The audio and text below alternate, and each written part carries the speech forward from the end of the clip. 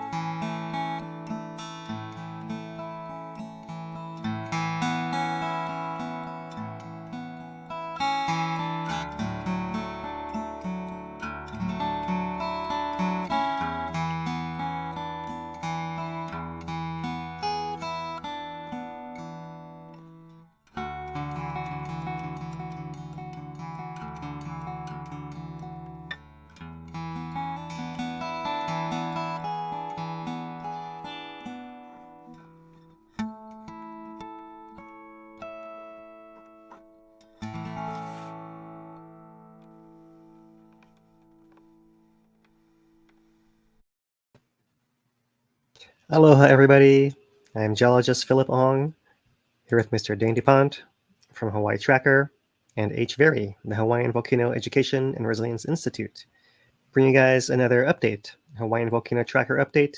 Today is Thursday, September 28th, 2023. Kilauea is not erupting. Maunaloa is not erupting. We're going to take the chance to catch up on some of the Kilauea imagery and time lapses and put this most recent eruption of September 2023 to bed, and take on a bunch of questions and discuss what's happening in our community. Dane, how are you doing today? Doing pretty good. Yeah, just going to go over some of the recap. You know, we had Ken Hahn so graciously join us last week from the USGS HVO.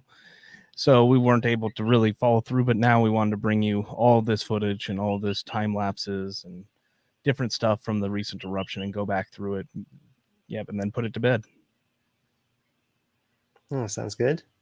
So Dane will be leading discussion in the chat, collecting questions for us to discuss live as we go, and also answering as many as he can on the chat, which is usually quite lively. If you haven't had a chance to watch us on YouTube or Facebook live, then it's an experience to go and join the chat and join our community. How's it going, everybody?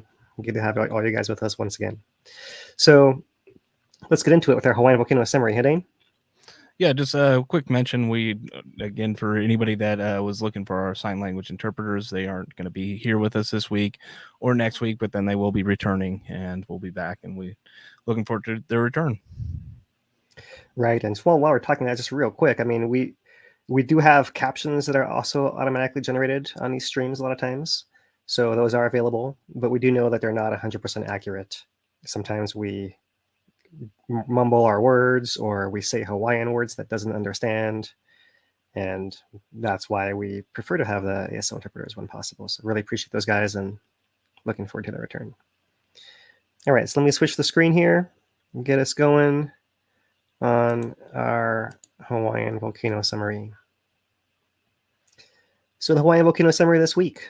Kilauea is not erupting. It has not shown any activity at the surface since it finished emitting lava on September 16th. There have been a couple of ooze up flows, very short-lived on the perimeter, but everything seems to be settled as of about a week ago now. Earthquakes on Kilauea are back to background levels. That's about 20 to 30 per day across this entire map area. You can see not so many around the summit, pretty sparse here, not really any on the rift zones at all. And if anything, what you're seeing is movement on the south flank with some earthquakes a little bit larger showing up there in that area. Still very low earthquake rates, very low gas emissions. The most recent measurement is 150 tons per day, which is quite low for the volcano, although it can be concerning if you're a sensitive person living nearby. So Kilauea has begun inflating again. She is swelling. The pressure that was relieved during an eruption is beginning to get recovered underground, but not to the point where the earth is quaking yet. So there's still a ways to go here. So she's still recharging, all is well on the surface. There's no signs of any action in either of the rift zones, so no increased threat to people at this point in time. On Maunaloa, she's even quieter than she has been recently. This is the last week of earthquakes, and what we have been seeing for the last month or so, a little longer, are deep earthquakes underneath Maunaloa summit area. There's one single tiny one popping up on a map here, but for the most part, these seem to have tailed off, and so Maunaloa is quieter. She still is inflating and swelling as recharging underground, but like Kilauea, no earthquakes on the surface to show any pressure near the surface yet. And that's our Hawaiian volcano summary for the week. Pretty short and sweet today. We can move on to our hazard summary, which is, as usual, a product of VMAP, the VOG Measurement and Prediction Project from the School of Earth Science and Tech at University of Hawaii, Manoa. And the forecast today looks like this. The amount of gas coming out is not very large, 150 tons per day out of Kilauea only.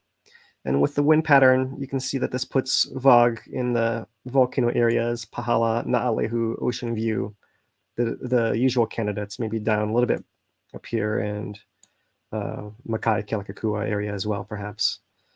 Or Milowi, Kealakekua is a little more further north there. So anyways, South Kona, South Hawaii Island, the same areas that usually get the VOG are the ones that are likely to get it here in the next few days. Still low levels compared to before, and this is our time of fairly good air until the next eruption comes back. As far as our citizen science network from Purple Air, let's let this load here. And we see green across the entire island here. So as we saw last week as well. And since it's been over a week now, we're not going to pick up anything in the historical record anyways either. So we'll just leave it at that and move on from our hazard summary. And we'll go next to our recent earthquakes. So here is a map of earthquakes in the last week for Hawaii Island. You see our regular background earthquakes, settling earthquakes like this one off here off of Kona, the 2.1, 25 miles down. You get these kind of across the island. Here's one on the west side of Maunaloa. That's a 2.4 near the surface. So adjustment of Maunaloa, but you know, it has its west flank, its south flank, and one earthquake here, one earthquake there. Not a big concern. It's more when you start seeing the patterns of them really swallowing the image of the map with how many dots are on there. So interesting to see them adjusting. This 2.3 here is another settling event 14 miles down. So focusing in on our usual most active area of Kilauea and Pahala. Pahala still showing the earthquakes from the hotspot source coming from deep. And Kilauea itself is pretty simple with not much at the summit. And most of these events you see in this area all through here, they're all south flank events, right? Remember, we have our southwest rift connector, southwest rift zone that way, southeast rift connector, southeast rift zone that way. And we have this little wedge piece right in here that gets pushed And it also can sag back in when eruption release pressure as well. So that thing wiggles like a little loose block there. And as it's repressurizing and moving and adjusting, we're seeing it catch, where it often catches down here in this area right through there. Of these events, the one over here that's south of the Pu'u'o area, Pu'u'o would be right over here, so Napau area here, so maybe closer to Napau. That one is a 3.0 that occurred on the 25th, 3 days ago. A little less than a mile down, but that one was one that may have rattled some stuff in the rift zone. We'll have to look at some possible consequences there, but nothing unusual happening here, nothing of concern for those of you guys if you have questions about these earthquakes ongoing in this area here. This is kind of the regular building back up of the volcano stretching itself. So that's really it for the earthquakes. We'll move on to our monitoring. And starting off with the weekly update from the USGS, which is where we are now, once per week. We are still at alert level advisory, aviation color code yellow, although the volcano is still thought to be unlikely to resume, according to the USGS in this update, based on previous behavior in 82, 75, 74, and 71, all of which ended abruptly. And also seismicity is really low, very few earthquakes, no tremor. The ground is tilting and swelling, but not at an alarming rate. SO2 rates are down. All in all, it's the pattern you expect following eruption during recharge here. So really, there's not any key language to highlight in here because this is just repeating what we know, that there hasn't been any activity since the 16th here, and they are still on alert on that. It is important to keep getting reassurance that there's no activity along the East Rift Zone or Southwest Rift Zone, and no extra threat to people beyond that. Every day you're on the rift zone kind of existential crisis perhaps, but nothing in the short term here. So that's the USGS update, and what we'll do today is look at the Kilauea data, comparing it by time period. So let's start off with Kilauea monitoring for the last week. So over the last week here, earthquake counts pretty steady across the board. You can see earthquakes per day here on the left. These values are 20 here and 30 here. So the whole week has been between 20 and 30 earthquakes. That's our background levels that we see. If you look at just the 1 week, you don't see much, a whole lot of context happening here. But just to see what's happening most currently, there it is. And here is the depth versus time earthquakes once again. And you can see that the deep earthquakes in the Pahala region are fairly steady, and so are the ones at the shallower area. So probably about half and half, more or less there, right? There's nothing funny happening deep or shallow. They're kind of just background, both of them the same. As far as tilt for the last week, you can see the net is greater from -3 to +3 here. There do seem to be some deflation-inflation cycles superimposed here. So overall, the pattern is generally of that of a slow rising, right? Remember, we're seeing maybe 6 microradians. It's not a insignificant amount there. But the ground can be extra mobile after the eruption. It can actually perhaps show this recovery phase, and then we'll have to see if it settles out or keeps going or increases or decreases or that kind of thing. So certainly refilling with magma and showing deflation inflation like cycles superimposed on it as well. For lava depth over the past week, we're looking at the same area of the west part of the crater floor that was not covered in lava during its last eruption. And it's still showing its temperature daily signal here of getting hotter and colder, and something's happening there, whether it's the actual ground changing through thermal expansion, or in my mind, more likely something on the actual instrument itself, on a tripod, on a case, on a laser, whatever it happens to be. There's all kinds of different components of everything that's attached with something else, all of which can expand and contract depending on temperature, and maybe the cumulative effect of all of it gives you some funny signal there. But in any case, just the noise, we'll call it, of the instrumentational measurement of that lava lake, and no further rising here during the last week. There is that map we just showed you during the summary of earthquakes in Kilauea, and that one is the one that's still the most interesting, that south flank event that actually shows several aftershocks all in that same area. Now through there. These are colored by depth now, just to remind you guys. And now we'll shift a little bit longer period to the last month. So earthquake counts for the last month, also earthquakes per day. So here we are still in this background value of 20 to 30 for the last week. And you can see that the first part of the month, we were up in a range of between 100 and 200 to one day we almost reached 250 earthquakes. And so we've really crashed off and have stayed low. Not a whole lot of change happening here. And similar division with depth over that same month of time. Here you see the shallow band of earthquakes that was showing that shallow pressure to erupt. And then eruption happens, relieves the pressure there. And then since then, we've had much sparser earthquakes. If you do look closely, it does look like they're getting slightly more frequent, right? You see like, yeah, there are a decent number in there, and there's a few more in here, and there's a few more in there, and a few more in here, but it doesn't look anything like these yet. Right, so we're not anywhere near there, and it would have to build up quite a lot to get to this point still. But it does seem to be ramping up a little bit, repressurizing. Fairly short eruption, you'd imagine. It will repressurize fairly quickly too. So you can see the deep Pahala earthquakes in blue here, not showing that difference in pattern across that month of time, pretty steady all the way across.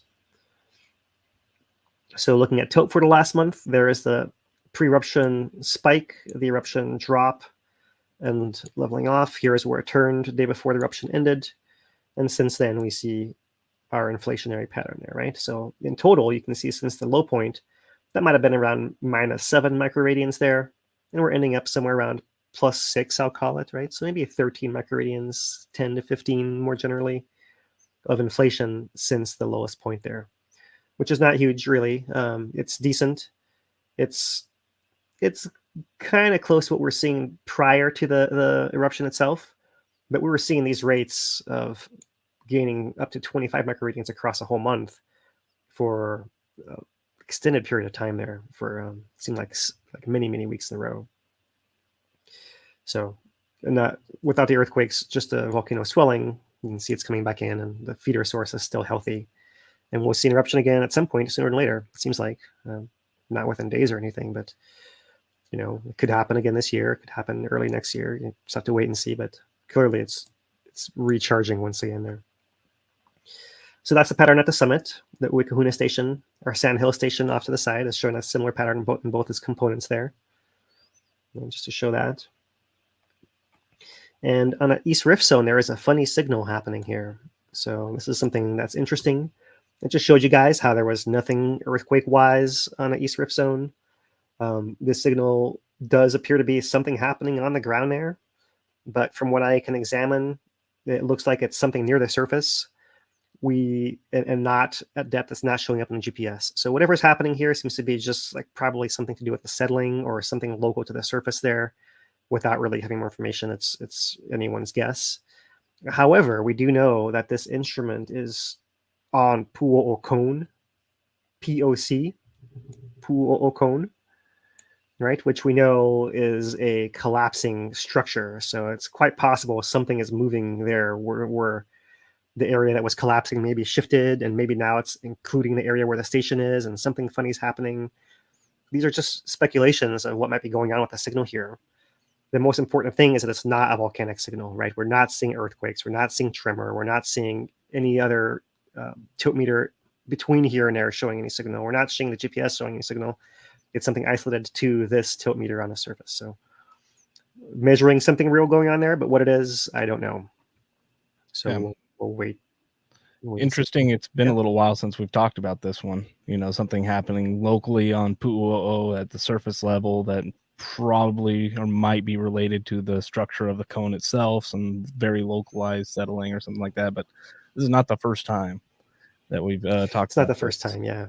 It has been a while, yeah. We saw a lot more closer to 2018. And we've seen a lot more rain signals there. And we've seen earthquake signals there, but we haven't seen anything quite like this. Right. This is not exactly any of those things. So I'm not sure exactly what it is. And without hiking out there or just hearing from someone who has been out there or flown over, let us know if you've seen anything, spotted anything. And we haven't gotten to look at the cameras for that as well yet, but not too concerned really, given that's just one single outlier among our entire toolkit of data that we're looking at to see what's going on there. So it's a curiosity. We'll follow up on this just because it's a curiosity, but just be aware it's not a volcanic signal. It's nothing to be alarmed about there as well. But that is the 1 month signal on Pu'u'o. And lava depth, here it is for the last month. It's been pretty stable.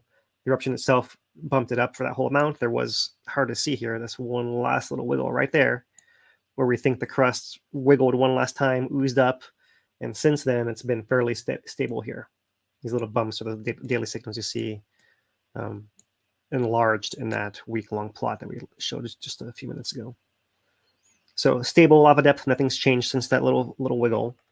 And SO2 has come crashing down as well. Last measurement, 150 tons per day, measured, I want to say also a few days ago, this week. So that's the last month. Here's the last year. So the whole last month gets compressed into this. And here is our eruption from September. Here's the one from June. Here's the one from January right there.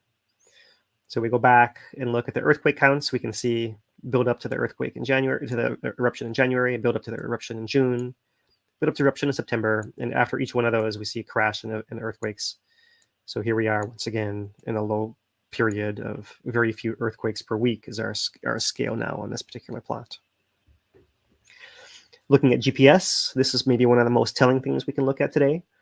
We have for the last year as well, and similar kind of pattern. There is that January eruption, there is the June, and here's September.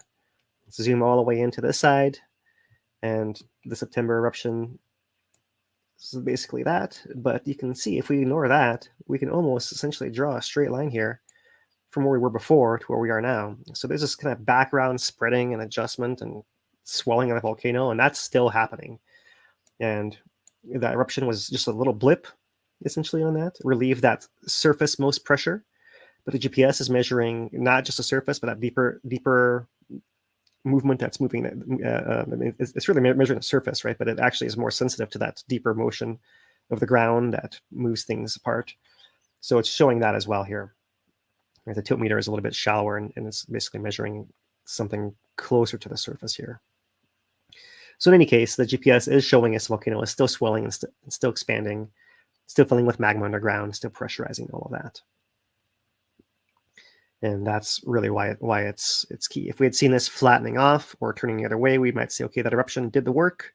It's relieved enough pressure. It's going to be some time before it repressurizes. But what we can see here is it's just picked back up, right back up where it left off, and it's been re-spreading. This is the north-south across the caldera, so the south and north areas are still getting further apart every single day as magma injects below and wedges them apart, basically. What's happening there. So still happening. On the rift zone at Pu'o'o, this is the distance north and south across the rift zone. And as you can see here, the line is going down. That distance is getting closer together. It's getting shorter. And this is why we don't see anything unusual happening in a Pu'o'o plot here as well, right? If that tilt signal were something real, we might start to see something funny. It does get tricky with the GPS data, especially here in the right end of the plot. So you can see some of the stations like this one seem to show a little bit more variation and noise. So we'll look at this here in just a minute. We'll have a little interlude and talk about these GPS points. But let's finish off our monitoring data here for the last year and showing that same depth against time. In this case, a whole year of data. You see that this eruption barely shows up as anything different for the whole year. The volcano has been fairly active. The whole story basically is the whole thing is filling with magma and erupting as often as it possibly can here over the last year, 3 eruptions this last year. We zoom it out to the last 5 years, much of the same. See lots of earthquakes. I really see the Pahala earthquakes are visibly getting larger and larger and larger. That's interesting to note, right, over the last 5 years. But as far as the summit shallower events, they seem to be fairly large, periodically kind of unchanging there, right? So lots of quaking at the summit, shallow areas, and increasing quaking down at Pahala over the last 5 years here. Interesting to note. So earthquake counts for the whole 5 years. This does include both Pahala and the summit. And you can see that earthquake counts per month now, right? 3,500 earthquakes in 1 month was the peak here in April, May 2023. Right? That was the build up to the June eruption right there. This was a build up to the September eruption. So September, June, this was the January eruption here. And this goes back to the September of 2021 and December 2020. And that's all these high peaks here. There's one extra one. This was a deep earthquake swarm underneath Kilauea caldera that was unusual. So that's kind of an outlier there. But otherwise, you can see over the last 5 years, lots of earthquakes are normal per month. You can see the least amount we've had in 1 month over the whole last 5 years has been around 800 or so. And we've had as many as 3,500 earthquakes in a single month, with the peaks matching our 5 eruptions since the 2018 collapse and recovery. And here's a GPS for the 5 years showing the same thing. There's 1, 2, 3, 4, and 5 right there. Some of those bumps are a little hard to see. And there's 1, 2, 3, 4. There's a 5th back over here. So that's the summit. And the rift zone at Pu'o'o. Good to look at this as well. We've been looking at this last year, this contraction area right here. Been looking at that for a while. But there was a period of time here following 2018. This goes back to October 2018, where the rift zone was also still spreading. That basically was its recovery phase from a 2018 eruption. So a huge eruption. It looks like it was recovering up until the summit eruption of December 2020. Right? You can see maybe stabilized slightly before that, back in here maybe mid 2020 or so. But you see that once that eruption happened at the summit, that's when we start seeing contraction in the East Rift. The whole East Rift seems to have been popped and losing its pressure ever since then. It's almost like there's a one-way valve going from the East Rift back in, and or it's been blocked off, and basically it's just sitting there cooling. South flank is moving, pulling it apart, and the whole thing kind of contracting and settling down into itself there. So there was a period of time here where it was more interesting to see what was happening for that first couple of years. But that is not what's been happening for the previous 3. Right? So here we are, and when we talk about how likely is it the volcano erupts down in the East Rift with the summit pattern, it would have to do some work to propagate its way down there, it seems like, right? And right now we're seeing it not having any sign of life back since mid 2020 or so. So that's the monitoring data that's live from the USGS here. I did promise a little interlude here on a GPS. What's GPS? Let's pick out this GPS from Pu'o'o as well. So we've talked about before how when we look at the data coming in on the right end of the graph, sometimes it gets corrected and gets whittled down, and sometimes the data looks a little tighter and cleaner, and sometimes it's not. So we actually have a write-up today that came from Mike Pulland at Yellowstone Volcano Observatory, and so we'll throw it in right here. And this is entitled, "Here's how we know outliers in GPS data aren't real ground movement."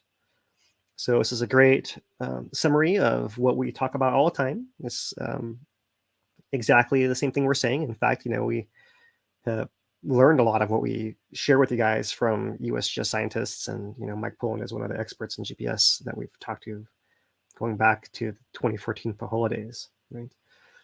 So let me try to highlight some important things here.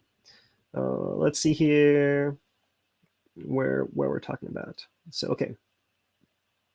The data plots you see on the website show daily average positions, but even after averaging a day's worth of data, you can end up with an outlier. To the untrained eye, that might look like the ground suddenly moved that day, until normal-looking data in the following days demonstrate that in reality, nothing happened. Beyond the daily position members themselves, the number of checks scientists and engineers use to evaluate data quality. Their instrument logs the number of navigation satellites used for each measurement, and because fewer satellites means reduced accuracy, that might indicate a compromised data point. And because things like atmospheric conditions or objects partially blocking the signal can introduce error, an important quality check is a variability of measurements throughout the day. Consistency is a sign of good data quality, while variability, indicated by large error bars in the daily position, is a good indicator of interference or other issues. Filter data often exclude data points that fail the quality checks. So that's some important information there. Well documented about the variability. We very rarely do we see any of that back-end data to know how variable or what was something that's blocking it. We just see, oh, it looks like it's a little bit more wiggly, and now it looks like it's a little less wiggly.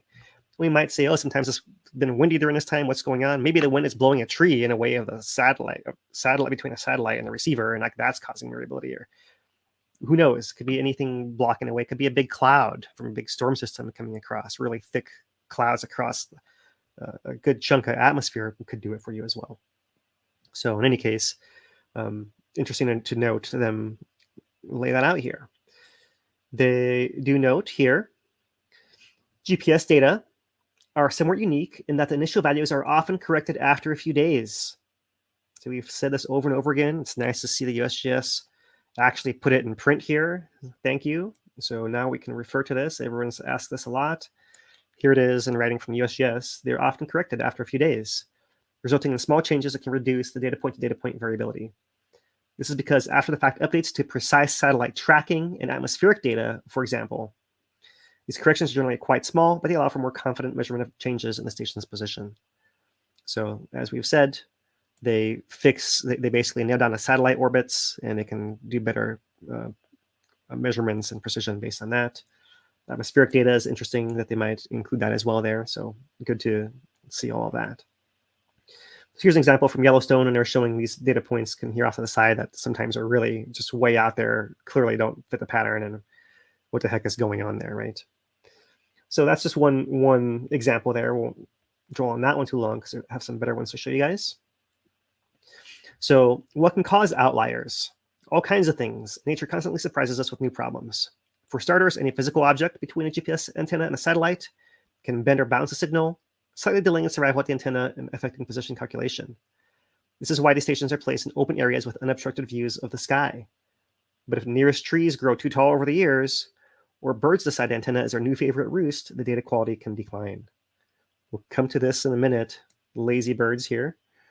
Most commonly, wintertime snow and ice accumulation can have the same effect. An ice storm can cause an apparent change in position that lasts for days until the ice melts off the antenna. Similarly, mountainous locations with large snowfalls can often see variability in winter as the snow encroaches up to over the top of the antenna. Another frequent culprit is malfunctioning equipment. That can be electronics damaged by a nearby lightning strike, or tooth marks made by overly friendly wildlife, something chewing on the cables. Field engineers have to be prepared to troubleshoot and replace any part of the station when they visit. Often a component is simply dead, but subtler problems like a loose or corroded cable can result in noisier data rather than missing data. Right? So that's where you get that. Loose cables, corroded cables can be part of the issues as well. So they're designed to minimize all these issues, but withstanding elements and turning satellite signals into the highest quality data is challenging, especially in harsh and remote conditions. When they see the data starting looking funny, then they know they need to go out and repair it if it's somewhere out in the middle of nowhere, right? So, this goes into a little bit more of the Yellowstone stuff. So I'll stop it there on the Yellowstone, but great to have this write-up from USGS. And as an example here, I wanted to go a little bit further and go to their YouTube video here, and probably not going to play sound for you guys anyways, but this is from UNAVCO, which is an organization that does a lot of GPS deployments and data processing. And what they're explaining here is that they've gone out to, which island was it here? Forget what the name of the island was here, but they're at an island where I think it's Southern California, and they have maybe it's Washington or something. In any case, somewhere offshore, and they have a place where lots of seagulls actually nest, and so they find a bunch of guano on the antenna there. The thing is in bad condition, and this is where I want to really pause. Right here, they're actually showing this is the signal from that GPS station right here, and it looks like you see signals, the lines going up and down and up and down and up and down every single day. Let me pull that back a little more there. And what they determine, I know you guys can't hear the guy talking video, is that this is actually a seagull that was roosting on top of that antenna, and it's actually going to roost every single night, and it's landing on the antenna and parking itself there. So every single night, the signal gets blocked, and every single day it gets cleared and blocked and cleared, and it results in this up and down signal, which people might be like, what's going on there? And we've been wondering where are things temperature, what can these signals be? But in this case, it was actually a bird. So just to show you guys how extreme the data can be and how sensitive it can be, what can be picking up. Who knows what could be happening up at these stations, and just another example of how sensitive they are and they'll measure whatever is happening, even if you don't know what it is. So pretty interesting to note there. So their solution, I'll skip ahead here. They go out there and they essentially use a bunch of fishing line. They pour some concrete, put a bunch of fishing line that's invisible to the GPS to prevent the birds from obstructing the signal there.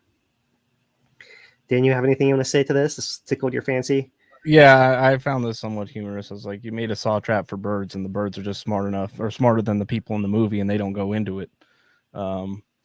But yeah, the one thing I did see is it looks like this was in the Channel Islands, which would be Channel Islands. Northern France, in the Channel there.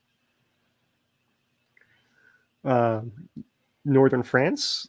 Well, not France. It's got to be in the U.S. Yeah, it's got to be Channel Islands in California. I would guess. Yeah, I guess so. Yeah, make more sense.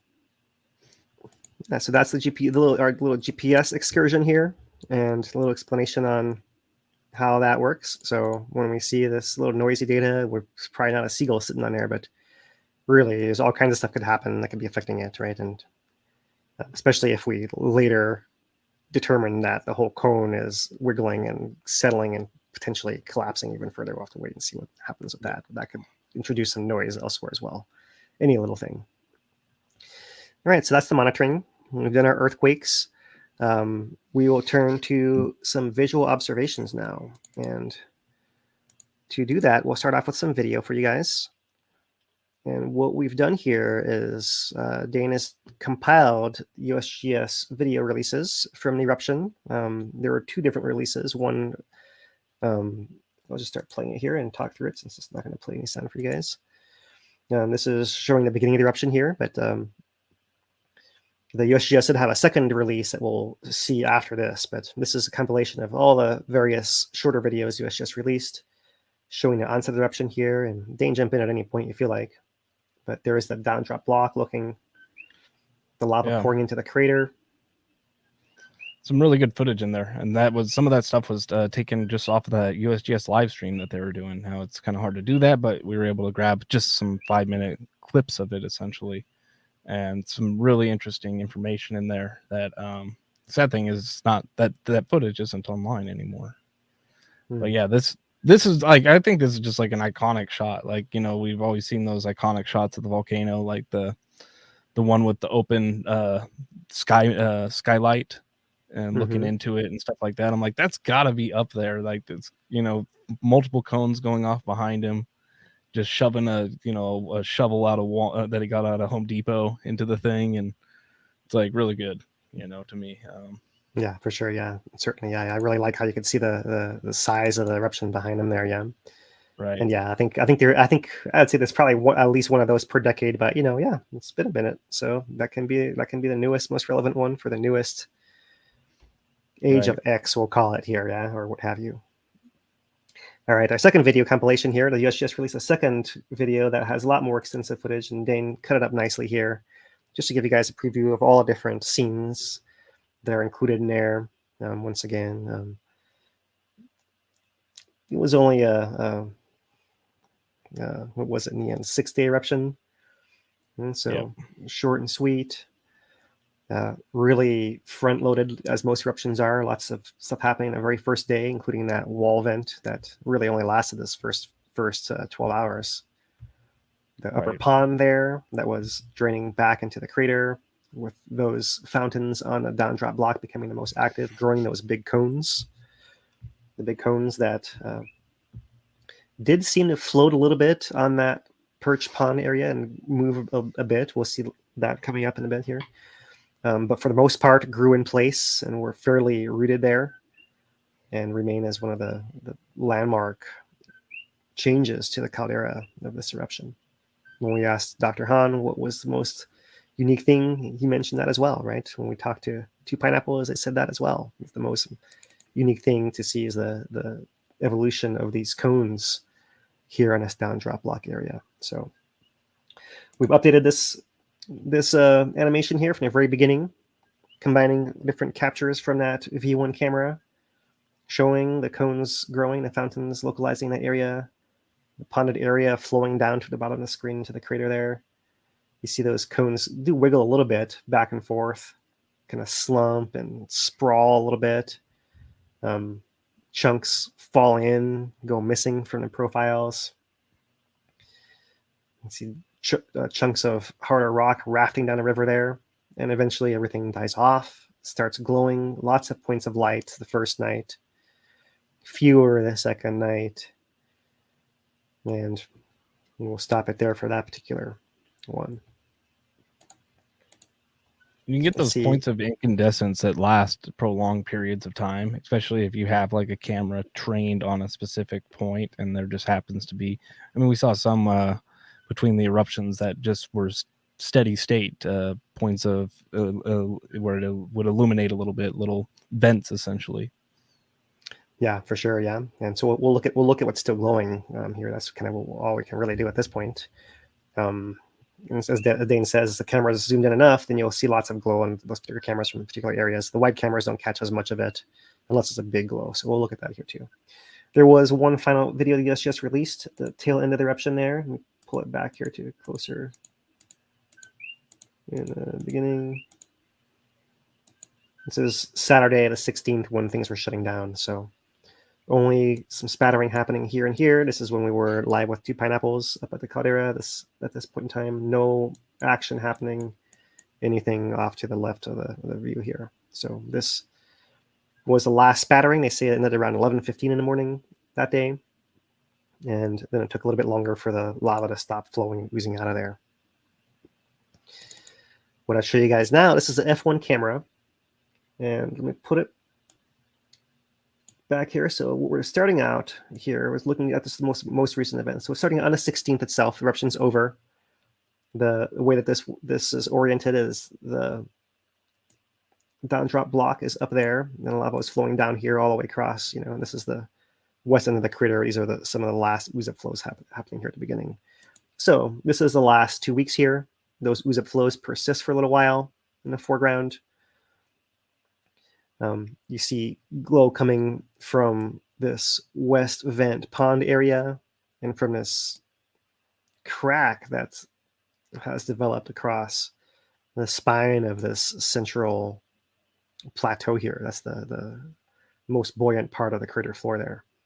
And so it's still glowing. See some zones of heat from that crack here in the most recent time, but pretty cool otherwise. Nothing funny happening and no more ooze-ups happening here at the side. It's a little bit hard to see all of it there. So what I wanted to do, let's pull this right here, is show this separately to start. What I've done here is just overlaid that thermal camera, and I'm going to go back to the whole start of the eruption now and overlay it on, this is a zoomed in background of the KW camera as well. And I'll show you the zoomed out version later on, but just to start off here, here's what it looks like with that superimposed. Right, so lava coming down, sweeping around the crater, day and night. The eruption focusing back towards the eastern part of the crater. There are those ooze-ups happening here in the foreground, finally. Those seem to last a little bit longer. We're at the 16th now. The eruption's over. The ooze-ups are still happening a little bit here at the tail end. We're in the 17th. Nighttime's dark, a little spot of glow, a little flash of glow right in there. The 18th, dark at night, nothing in the thermal. The 19th, I'll pause it right there. Right there we see a little ooze-up flow happening off of the thermal camera, off to the side. That's that time when that crater wiggled its floor right there. That's where it shows up on there. Lasts just that night. It was the 20th. The next night, everything is pitch black. And as it remains, maybe not loop this, but pull it back here to the very end, how it looks now at night. Just the west vent pond is what glows. With also, there's a little glow spot on the east side of that central island as well. So 2 kind of glowy spots in that central plateau is all you see nowadays with nothing around the perimeter. It looks pitch black all around there. So that's just a little look into that, and we'll play a full compilation of time lapse here, starting off with our onset sequence and then showing more of the different views from all the different cameras as we come across. So zoomed way in here. We saw how that burst came up really quickly within a few seconds. I try to analyze the pixels by wiggling them back and forth. You actually see chunks of dark rock getting thrown into the air in that initial burst of lava there. So you can see it there again. Right, and that big puff of gas that we saw was the big burst that cleared a pathway out, kind of moved the crack open to allow the lava to come bursting out like that. And now we speed it up to show how all that lava starts piling up in that low spot in the east and starts showing flow across the caldera within that inner crater towards the west there. There's that spray of lava. Several different camera views. You see that whole area is discolored, whitish, and yellowish before the eruption begins. That's where the gas is coming out. That's one of those clues of potential pathways up. There's lots of them across the whole caldera floor, as you can see here. But that seemed to be the one for this time. And there is that flow starting to work way across the floor, and eventually would get all the way across to that southern edge, although it did not cover the southwest corner. Different camera, slightly different view with the onset as well. You guys will see that onset a few times in our compilations here, but this is when it was shooting. They were estimating 60 meters-ish, right? 150, 40 to 60 feet, so I remember. All right, so here is that full progression, working its way up into the down drop block, then shrinking back towards the central part of the down drop block, whereas it's actually started off all the way up here, right, and shrinks back to this area right in here. Day and night, pouring down into the crater and onto the down drop block itself. The down drop block flow ends first. The lava stays ponded, and eventually everything starts cooling. You see a few spots of glow. This camera's pretty far back, so fewer and fewer with each day. So we'll switch into the closer camera now. This is the S2. Same thing day and night. Get a little less resolution within the fountains themselves in the nighttime because it's all overexposed there with the brightness of the lava. Pretty cool to be looking down a barrel and seeing the lava flow out towards the crater in the background there. And there it is glowing, lots of spots of light glowing here once it's all over. Night 2, see some rain dancing through there. Night 3, still glowing. Right, and depending on how close you are, you can see glow out of those spots for a long, long time. Right? This camera's closer than any of us could actually get. So here's once again, our cones growing. Here they are rising up. I really like seeing this one up here. Kind of rises. It seems like it scoots over that way.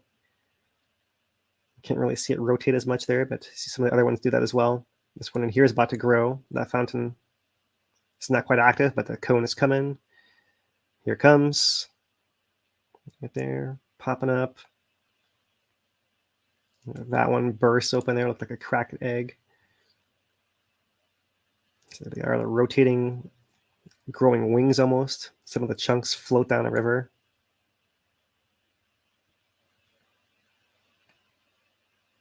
Yeah, pretty amazing eruption there. Short and sweet, really spectacular, picturesque, great viewing from the caldera rim there in the north. Fog free. Weather held most of the time. Those little lava bergs coming down as well, the pieces of the channel that it picks up and brings down. Right. Yeah, and then there's that final oozing and freezing in place there. So right.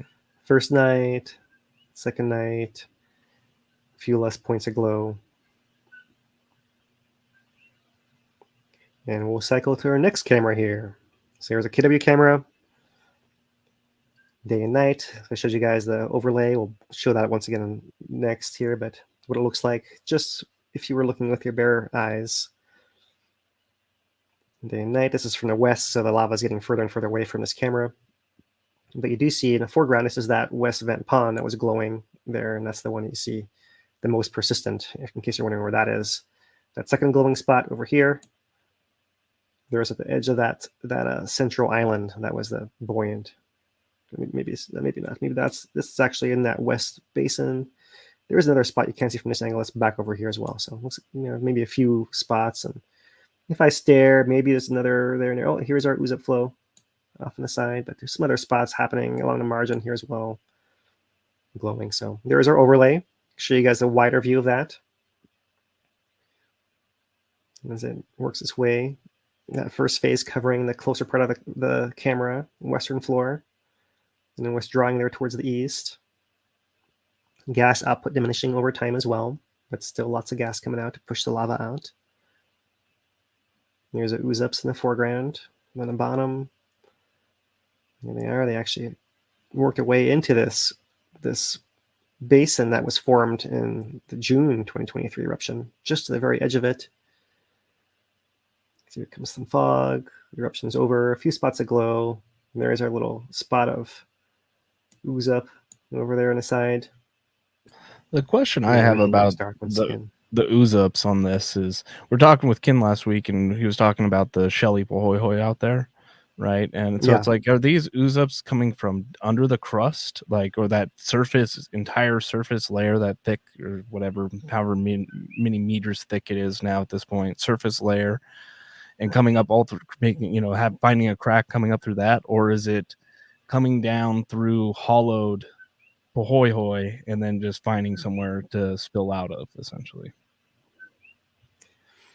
I'm not sure I understand the difference really, because they're all basically, it's all just void space, and it's going to find its way through the void space up no matter what it is. But the Shelly Pahoehoe stuff was the actual, what you're seeing here frozen on the screen, this big foot of lava that came across.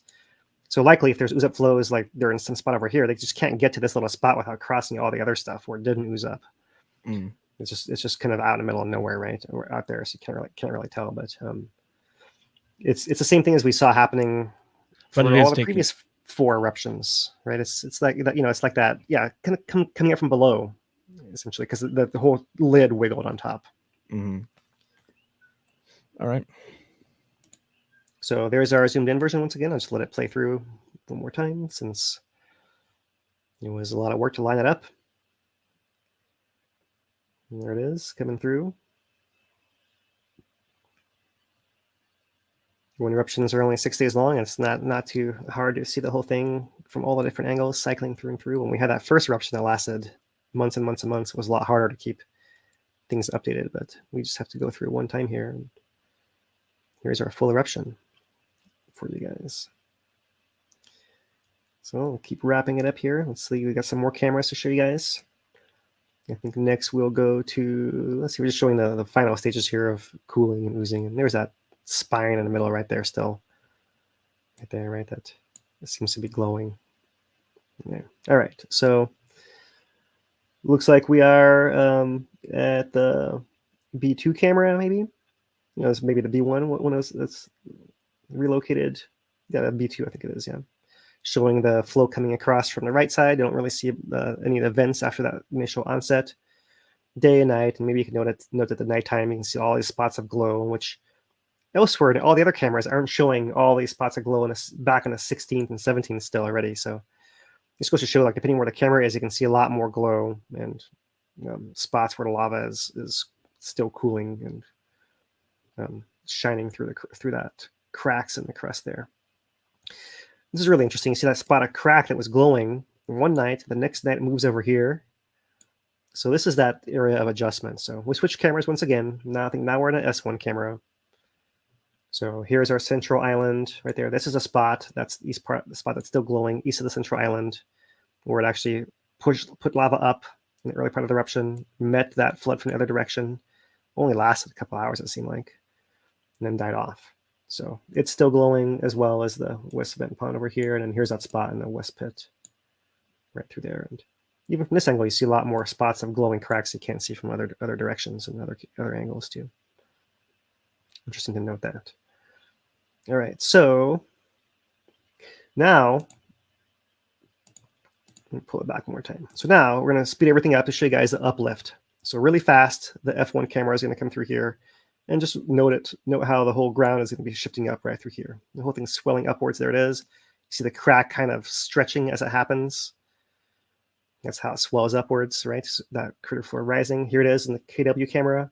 In the daytime, you can see that middle part rising as well, right through there. Nighttime, you see that same effect as well. The floor rises and the lava retreats to the east at the same time, so the combined effect. The S1 camera, you can see it rising there too. Daytime and nighttime, similar effect. There's an S1 camera. This one's a little funnier. It shows a little sagging happening right here at the right side, at this very back part. And likewise, a nighttime view. There it is sagging, right? And that's that part that we saw the crater floor actually dropping down as it was oozing up elsewhere. And so you've seen the ooze up flows elsewhere. I showed you guys the KW camera. Let me show you guys some other views. Here's an S1 camera, just nighttime views only. Slow down a little bit here. So eruption comes, floods back to the east. There's a spots of glow overnight. There is that ooze up that came out at the last minute right there, right? And flashed up and there was gone. Pull it back.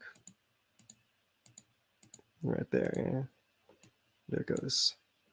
So there's more evidence of it. B1 camera, it shows up there as well. Here we are, 18th, 19th, there it is back there. And then 19th, ooze up flow. It's kind of small and hard to see, but there's, let's see. Yeah, this is probably didn't know what you're even looking at. So here's the beginning of the eruption, the angle, and then as we go further back, it ends up being in this area back in here. Oh, and in there as well, 2 different spots. And one last one, B2 camera to show you guys. Really, it's showing up everywhere. And since this is the last time we'll look at this before we put it to bed, 17th. Here's that west vent pond. And here's a cracking moving from night to night. Right? That's what I find really interesting there. I'll play that last part again. There it is, like the lava flow is cooling. Here's a crack opening up in one night, crack opens the next night, and then finally over here. So that's that whole eastern part sagging. So we haven't seen it documented much anywhere, not even mentioned by the USGS yet, but clearly it's happening from the videos. We've heard them talking about the southwest part actually raising, but not about the east part rising. So it's actually more like a seesaw in some ways, right? With a crack in the middle. It's not exactly rigid. There's some cracking and bending happening there too. So that's our review of the webcams. We can take a live look in right now. There is our live look in at Kilauea now. Still lots of points of fume coming up and also some actual rain coming through the sky there. That's blinding the thermal camera a bit. The V1 camera is totally whited out there. No glow, nothing really to see there in the crater. Much the same as the day that it ended. Nothing really significant to report to you guys beyond what we showed you guys in the time lapses here. But there is a view of Kilauea now. So, okay, I know we've been going for our full hour already, but we're still catching up from last week, believe it or not. And we still have a few photos to take you guys through here. So the USGS put out some photos last week. Have some of those to share with you guys. This is the batch from September 15th. We shared these thermals last week, different views of the lava erupting from the downdrop block into that main crater and that northern flow as well. So rather than scroll through this page, let me come through and pick out some of these that we've highlighted. So the plume on the 14th. We talked about a massive amount of gas coming out. There it is, one view of it. They do mention, that this was measuring up to 12 ppm of SO2 at the Sand Hill station. Right, just another example of that, what that actually looks like. These were all loaded before, but it seems like they're loading again.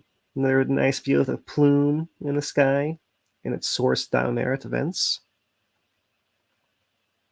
This is all back in the 14th. Views of the cone from different angles. I know we got lots of views of this from the ground, from the USGS cameras, from 2 Pineapples. So these are some of the ones that they took in from the helicopter, flying in and out to do their sampling. So I like these different angles here. You can see the actual exit path of the cones. This one seems to be not quite as robust as before, right? You see the pattern of how much lava is coming out. There's a lot more coming from here than from here or from here at this point in time. Lots of gas there. Yeah, these aerial views kind of rare just because the drones are prohibited in the national park. So we got to do it with the helicopter essentially. And when USGS goes in, they share these photos out with everybody. Right. They're the only ones that will get down this low. So these are really the only ways we'll get these kind of views. So yeah, nice lineup of cones here with the exit. See the exits very clearly through there. This one here in the background is actually built a couple of levees, and it's trickling down through the middle right there. I don't know if you guys can see how well you can see that. Right there. Let's say zoom it way in, right? The lava is actually so almost like building a little tube through there. So not too much flow where it's able to do that. All kinds of cool features happening here. Won't go into that too much, but I'll just point that one out in that image. Here is a geologist setting up a camera. This was some kind of, not sure if it was really a webcam exactly. They say it was a camera, but they're saying that they're studying the volcano to determine better the processes at work that create lava fountains. So we know in the past they've set up cameras to like measure the actual spattering and like the height and the size of the bubble burst. They did that in 2018 as well. So I would suspect something like that, and won't be surprised if we see a similar paper to what we saw in 2018 come out for this eruption as well, when it actually can give video of the fountains occurring from this at this resolution, at this kind of scale, time scale as well. Moving on, since there's lots of pictures here. This is another view from above, but what's really interesting here is we're looking at the back angle. There is that cinder cone in the very, very back. You see cinder all the way around. It actually put lava up in its middle. It has a little pond inside the cinder cone that was spattering by itself. And it seems like it never actually overtopped itself. That never seemed to happen. It was always pouring out the other side of the crack that's back over here. We've mentioned before in 2018, it's been a while, when fissures come up, they're like one big blade, and they have different exit points that are like little fingers. But they all connect at not too great a depth. So it's really the same eruption, and one can act as a chimney, and the other one can act as a lava output, and each one can be kind of different pathways. So really interesting to note that this one right here just happened to be a little more of a gas escape. It was burping up drooling some lava up to fill the actual pit, but never actually overflowed it right there. So really curious to see that. There's another cool one to share with you guys here. This is just why we wanted to make sure we came across these before we put this eruption to bed here, to share some of these cool little details. This is the actual vent that was up on a wall. So this is the down drop block, the cliff that's below it. So the geologist is down here on the bottom. And this is the cliff. And right in there, and those two little mounds are where lava was spattering up the highest points on that crater wall. And from that, they were leaking lava down across the slope, all through here. So you see a really interesting pattern where you can see I might have to push this one to its original so we can zoom it in a little further here. Some cool features. All right, so you see the loose blocks there with all the angular sides. And then you see lava coating loose blocks and starting to smooth them over. So really interesting textures and patterns right through there. Something you rarely see, because if it had kept going longer or just bury all the blocks, you wouldn't see any of that. That's what all the eruptions did, like the one in June. It started off up a row pile like this as well, and eventually covered all of it with its cone that it built over top of it. So this is a curiosity to me, really cool textures. And pull it down to this end over here, right, where you see flows from below coming and actually tipping up some of these loose blocks. And look at that, stacking them up like dominoes. So really interesting little features there. There were other little spatter sites, not just the very top one, that worked its way up, but this is what that site looks like now. And last one from the September 14th, what it looks like from behind the fissure that's erupting. And I thought this was interesting because you actually can see a little bit more of a mound here. You see the lava actually, this is something that's hard to tell unless you're actually on the ground at the thing, because this might be 60 feet tall and you really can't tell a difference from 5 feet here and 5 feet there unless you're on the ground. So you actually can see there's a little bit of a tiny baby lava shield forming where this fissure line is actually located. So that's pretty cool to see too. So there is a second and final set of images from the eruption, was released on the 19th with images from the 18th. So this is kind of the tail end of it, including that last video. But it does put images back. So we're on September 15th now. By this point in time, you see that these easternmost craters that were active have stopped erupting. This is the one that has a lava pond in it. that didn't never overspilled, right? It doesn't look quite so active anymore. This one, not so much either. There's a little bit of a hole in the side of this one. There's a hole in the side of this one over here too. I was trying to count events at one point in time. It's really hard to do depending on how you do it, right? But this middle area right through here, maybe 7, huh? Well, you have 1, you have 2, 3, 4, 5, 6, 7 and a half, maybe 8, somewhere 7-ish, right? And I think I kind of, if you were to go up, all the stuff up this way, another 7 or so little spots that you can still see. And this does not include that one over here, which is down by the edge of the crater, and the one that actually erupted in the fountain erupted in the middle of the crater floor did not leave a cone either. So actually were more fountains than that. So a lot of features that were formed there. At the end of as you see, the lava flow is winding down here. It's building up these barriers, starting to crust over the edges. The exit points getting narrower from both locations here. Keep it going to another one from the 15th. So on the backside of this vent that stopped erupting, now they see it putting out a lot of gas. So it's turning whitish and yellowish on the surface there. As all that SO2 comes out and deposits on the rim, still glowing red on the inside there. Pretty cool. This is what you often see there at the tail end of eruptions. Now to the 16th, where a lot less fountaining. We've seen this throughout the time lapses and videos, but still a little bit, last bit of spattering happening in this cone back around that corner right there, as you guys may have seen with the pineapples. One of the things that's cool about the those sulfur vents is when there's really heavy sulfur. We saw these in 2018, that it would form these like crystal-like structures just of sulfur deposits, and just so thick, so bright yellow. And they just develop more and more over time as the eruption progresses. And like the ones we were looking at had a month of very heavy activity at least on them, and can see some of the same flavors. Yeah, it'll definitely grow over time, which is really, really fascinating. Yeah, if the gas keeps coming out there. Right. And then if gas stops coming out and you have a lot of let's say, the reactive atmosphere, then that stuff can actually then re-dissolve back in the atmosphere too at some point. It's really interesting how those things can grow. Right. So yeah, pretty cool there. So yeah, let's see where were we. This one was the last one I was showing you. So this is up from that northern rim, showing that whole sequence of cones right through there. This is all that remains of the 1982 April fissure.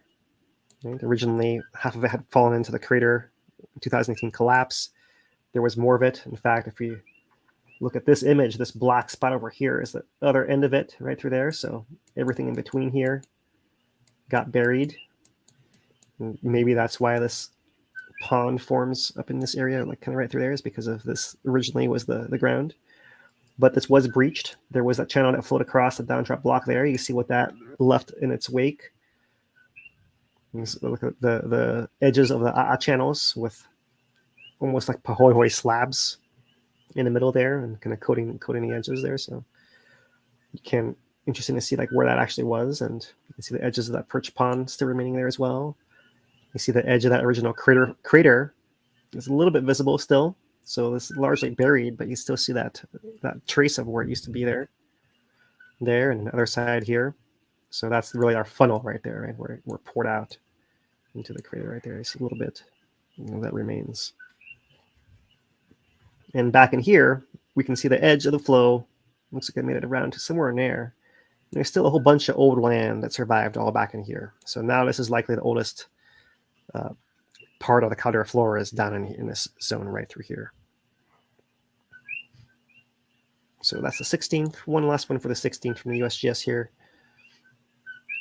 In the very final stages. So that was the last cone that was spattering here. And this is that whole perch pond area. And it looks like one final overturn, a little ooze up of lava right there near this edge of the crater. Right, there's that funnel zone right through there. And things had stopped moving. But right in there, it seemed like it overturned and leaked out and made one last sheet of lava in that area. Shutting down by this point. Only a weak gas plume. So that was the 16th. And so the eruption is over now. And we have images from the 17th. Reverse angle. with all those different cones. The channel into the crater. 82 fissure fuming there. And finally, they actually are sampling. So here they are, looking for these chunks of rock that are clearly out of place. Fresh, black-looking lava on top of this packed down ash and cinder from previous explosions of Kilauea there. So we'll still hear more about the chemistry, I'm sure, in greater detail. We just have the initial stuff, which is interesting, as Ken described to us last week. And here's a view, one last view that was released by the USGS showing most of the lava of the eruption all in one image, kind of. This is the edge of the central island here at the bottom. See this massive amount of yellow is the sulfur on the edge of there. So the gas is liking to come out through that really rubbly, low density, floaty island in the middle there. You can see right through here, there's that area. It looks like lava actually flowed out off in that direction there. And somewhere in here, it might be this spot here. I'm not sure exactly. Somewhere in here, maybe this is one. This is a spot that's actually glowing here in the evenings. So there is a down-drop block with the central fissures and the main extent of lava, and the upper 7 or more fissures that went up the crater wall are all through here. Covered a much smaller area, but and were active for a lot less time, but did leave somewhat of a footprint, something like that on there. I do like this image as well, which is from earlier in the eruption, just because it actually shows from above some of these other vents, right? So there is the actual, if I zoom it way in, there is from the very top, the wall vents with the lava going across the rubble right there, right? So those two may be part of maybe one vent. So there's one, that's another one down here. There's two. That flow goes off that way. Here's a third. Didn't quite make it to the lava lake. Here's a fourth. Depending how you look, there's a little hole there. There, we'll call those minor ones. That could be 5. That could be 6. And one of these ones over here might be our silly. Oh. That's more or less where we are. And what happened to my picture here? Sorry, hit the wrong one. There it is. All right, get us back here. All right. So, okay, let me see, let me find my index again. That's the full image set from the USGS, and so we can end it with this post by Cosme from Twitter, who has a new GIF here from the satellite views of Kilauea over that several days of eruption there. So there's that initial burst, shrinking down to the east, cooling off, and then all done. So that's from Cosme. There is one other set of pictures released that was released more recently, post-eruption here. And this is HVO rebuilding the Kohala station, KOHD, in September. So they just released this last week.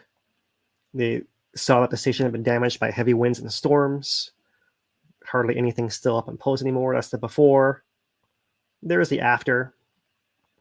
Put up all new panels, poured concrete pads, installed new battery boxes, new equipment, cut all the grass. Another point of view, there is the before. And you can note these dishes. And the before, stuff lying on the ground, like the wind had knocked it over. Right, there's looks like the frame of a solar panel. The panel is totally upside down and janked right there. It's been a while that stuff's been, yeah. So those two antennas, and before, there's the after, much cleaner, much nicer. Back in operation there, KOHD. There is the scientists, they're the technicians and scientists doing the actual work, supply vehicles. More work ongoing there. They installed new 48-volt solar panels. This is the bunker, the vault for the seismic equipment. So field engineer checking out the vault that houses the seismic monitoring equipment down in there. You can see how deep that thing actually is. There they are pouring the concrete for the batteries. And so this is, in case you're wondering exactly where this is, you can see the background here. There is that microwave cell tower, and there's another tower right here to the side. So several other towers next to this fairly low profile USGS installation right next to it there. So if you're in the Kohala area wondering, that is what's going on there. So that's the last set of images. This is what the USGS is doing now, post-eruption. They're catching up on all other stuff, similar to what we are. So that is Kilauea. We do have very quickly to touch base on Maunaloa. So Maunaloa, where are you? Right here. So there is our week tilt on Maunaloa. We're showing these daily cycles, right? Here's our timestamp for midnight. There. And we're seeing once per day. It seems like in the tail end, right, in the late afternoon, every single time without change, we're seeing the peaks coming up there, right? I thought I'd just step aside just for a minute here. We do have a question from one of our viewers here about what this might actually be, and I still don't know is the answer. When I see patterns like that, I often suspect it being tides or temperature or something kind of daily, right? The fact that it's so daily here makes it much more like the temperature, and that's why I lean towards that, even though I don't exactly know here. But coming to the actual tide gauge, we can show you that. Here's a tide gauge for Hilo for the last week. So similar timestamps right there, and so you can see that the actual high tide back a week ago was in the first part of the day, gets towards the middle of the day, gets later in the day, and eventually you start seeing 2 peaks per day. And you're not seeing any of that on this signal. So what we can say is this is not a tidal signal. Quite often the tidal signals are corrected and accounted for from USGS. It's something you actually can predict to some degree, so they can put a filter on the data for that. So what we're seeing here is just some other variation besides that. Now, keep in mind the station's up at 13,000 feet elevation, where it's exposed to the full sun all day, and it gets usually close to freezing at night. And so that could be the range of temperatures you're experiencing, if that helps you believe that's what's going on there. Looking back for the whole month, it looks like this. It looked like we saw some let up maybe on Mauna Loa's inflation during Kilauea's eruption here, right? The 16th to the 10th, right through there. But it seems to be resuming its regular trend. Overall, it's an up, right? As it's still swelling, no earthquakes. Here's the earthquakes, depth versus time. There's the deep ones that were occurring under the summit. And it seems like the end just about a week ago. Maybe one tiny one within the last week here, but most of them are actually over. So earthquake rates per day have gone from low to almost none, or down to looks like 1 or 2 per day in the area, which if you look for the whole last year, it's extremely low. Here's the build up to Maunaloa's 2022 eruption.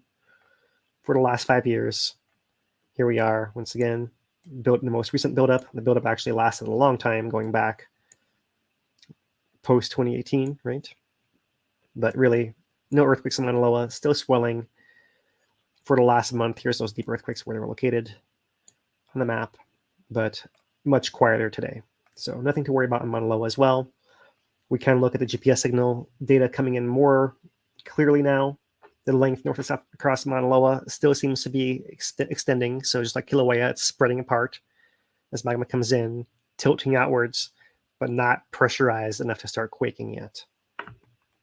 As far as the up and down signal on Maunaloa summit, you see seems to be fairly stable. So while it might be spreading, it's just kind of spreading and staying about the same. That's not spreading and rising, which would tell you something else. It's actually what we saw last year was actually spreading and rising both. It was really swelling up a lot. And so we're not anywhere near that yet. So all good on Maunaloa still. Here's the last 5 years for context. There's the eruption offset coming down. It was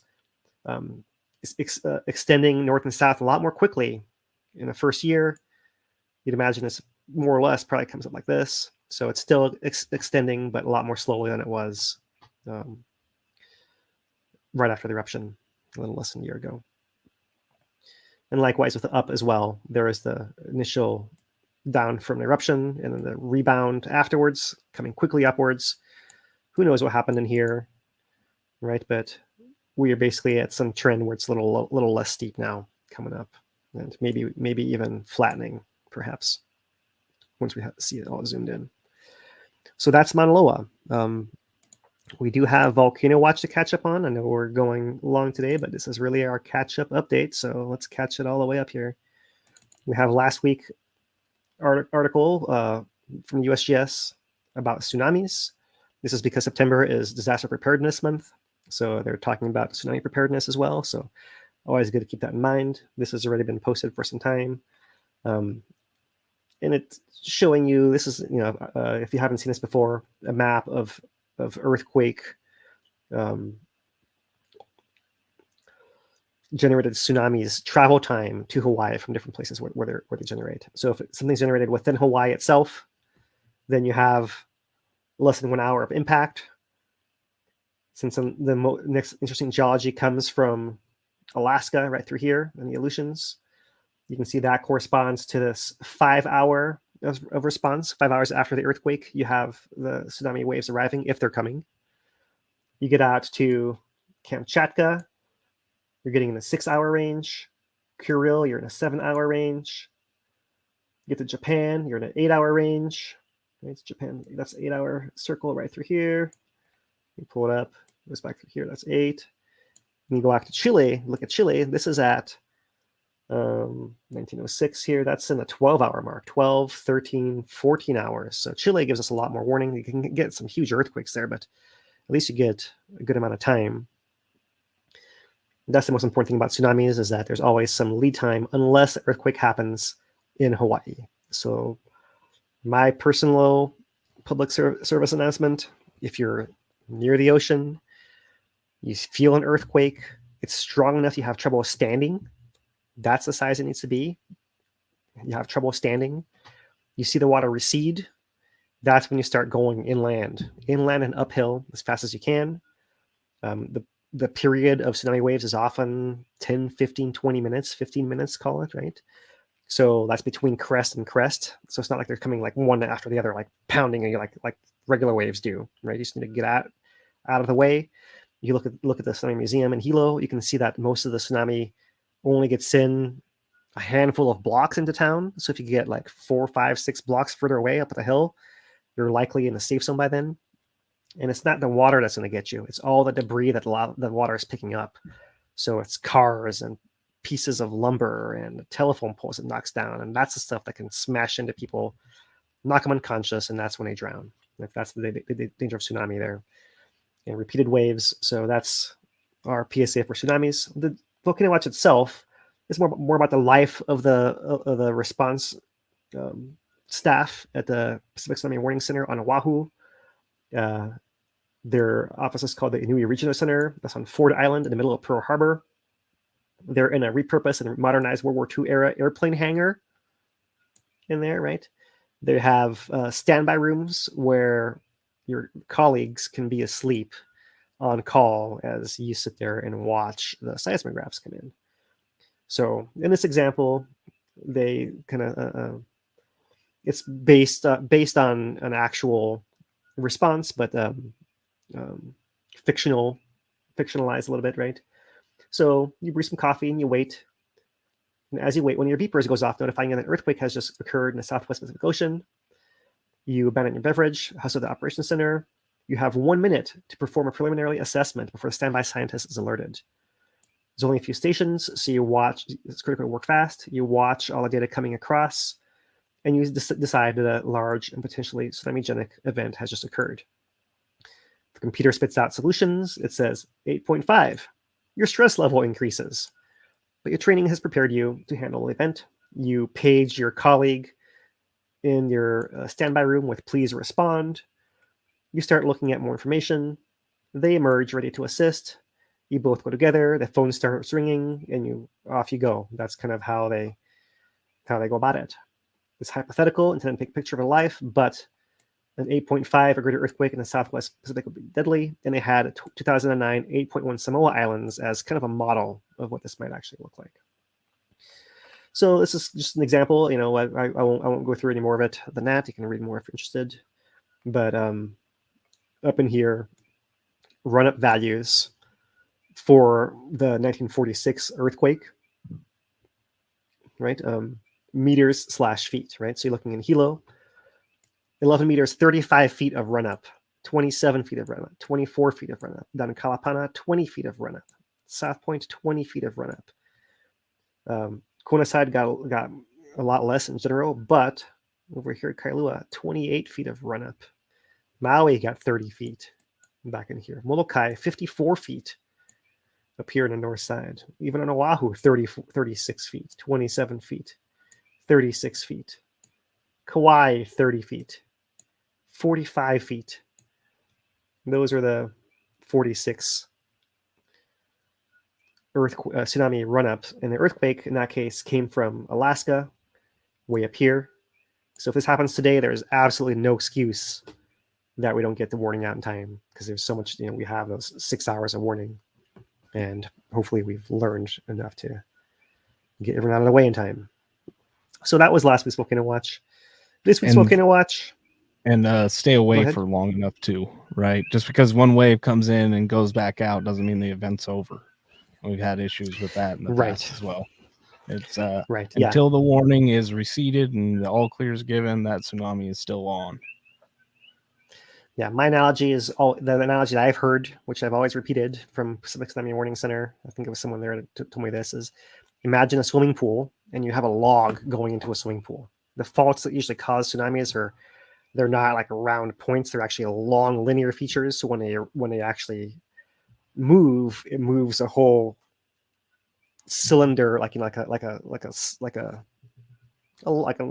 a log shaped thing of water, right? So you drop a log into the pool, the log might splash more forward and back than left and right, but it's going to do that, right? It's going to splash in all directions, and that splashing is not going to just do one splash. It's going to be sitting there. The splash is going to go like in and out, and in and out, and in and out. Eventually, it's going to, okay, now it's equilibrated, and everything's still kind of all rough, but it's not lapping over the edge of the pool anymore. So that's what a tsunami is like, right? It's an earthquake underwater. The whole ocean is the pool. That big ripple is spreading across, and what makes it really challenging, as Dane says, is the periods between waves might be 15 minutes. So you might be like, okay, it's been 5 minutes, nothing's happening, this must be done. No, that's not it. You have to wait probably 30 minutes, hours to know, like, okay, like, this is when it should have arrived, but didn't come. Did it just miss one? Is it, are we skipping one? Is the next one still coming? You wait for the next one. Okay, that one didn't come either. The next one didn't come. Okay, now now we're getting clear, and then they might decide it's. And people have died here on Big Island in that exact situation, going back too early, essentially. So we're extra stiffler about that one. Right. So hopefully we don't have any tsunami anytime soon, but we just unloaded hopefully the cheat sheet version of what you need to know there. So let me wrap it up here as we're getting further and further along, and I still have more Volcano Watch to share. This week's is this one, actually. Searching for... Nope, that's not it. It's this one. What do we know about the Kulanao Kuaiki tephra of Kilauea volcano? And this is the older tephra. This is written by University of Delaware graduate student Abigail Nalesnik, USGS HVO intern. And there she is using paintbrush to dust off the outcrop so she can see the actual true deposits in situ in their original position there. So this tephra is the older one. We're talking about 1,000 to 1,600 years ago. That's between the years 400 and 1,000. We often talk about the younger Kinnikakoi tephra and ash, but this is the older unit there, in fact, right? So let me show you guys this old picture, which was one that was put out by the USGS at some point. Different deposits in the summit, showing the very top stuff at the edge of the crater is 1790. Go back in time, lots of different ash layers, 1650 back through here. The bottom of the cliff at Kinnikakoi, you're looking around 1500 AD-ish. We're talking about before all of that. Before all of that, that's the ash we're looking at. And so they have this stratigraphic section here. They describe the different components of it, and they actually go out and look for it. And what they know is that this K3 one is the one that's actually the most extensive, goes all the way to the ocean. And in fact, this one is the one that was a previous Volcano Watch back on August 11th this year, where they say they're searching for tephra from Kilauea's large explosive eruptions. They were all the way down here at Halape, where they found it all the way to the shoreline. So it actually landed all the way to the ocean. There is that old article there. This is basically kind of a follow-up of that, but they were focused on just the K3 in this particular volcano watch. Whereas this week's, they're generalizing to the entire package here of that whole ash unit there. So lots of detail in there. I won't go through all that little bits of it, but I did want to show a couple more things about tephra. And so one other one to share is this image that was produced by Don Swanson. And this is showing area covered by fallout from different explosive events. So the green is a late 18th century, that's 1790, right? Like see how that event covered a large part of Kilauea to the south and east, right? Here's Kalapana, for example, right? So you're talking about explosion from the summit, well in Kalapana, all the way over to almost looks like Pihikau, looks like right there. So quite a ways. Almost sea view, it looks like. Maybe even, yeah. So going further back in time to the purple, middle late 18th century, that one is this shape like this, right there. And notice how it's going to the east. Remember, this is during trade wind times. So what this is really telling us is even though trade wind's blowing from the northeast, this stuff is reaching high enough in the atmosphere to hit the jet stream. It might be actually blowing this way and then going up and then coming back across the island to hit these areas to the east. And then back to late 16th, early 17th century, that's this one right through here, like that. And the 1,200 years ago, that's the one we're looking at now, this reddish one, that's right down through there, right? So all the way to the ocean there. You can see that it's not the only one. Several of these big explosions do put ash a long way out, right? And not just ash, but this K3, if I go back to this image here of the K3, is actually what they call scoria, right? The actual chunks of vesicular lava that got shot through the air, like through some really high fountain, flying off and landed far away in this big pile that you can still dig up everywhere in a volcano right now. And that's a really interesting one. There are some other units, like there's some ones in between, like the 4 and the 2, that do seem like there are wind and weather are moving around. So they have checks. I talk about that in the article as well, to make sure that they're measuring something that's actually laid down where it landed and not got brought there elsewhere. So they don't think that the eruption was bigger than it actually was. They can say, okay, but this is actually the same thickness all through here. So it must have landed evenly everywhere and not got disturbed before that happened. So some of the things they actually check.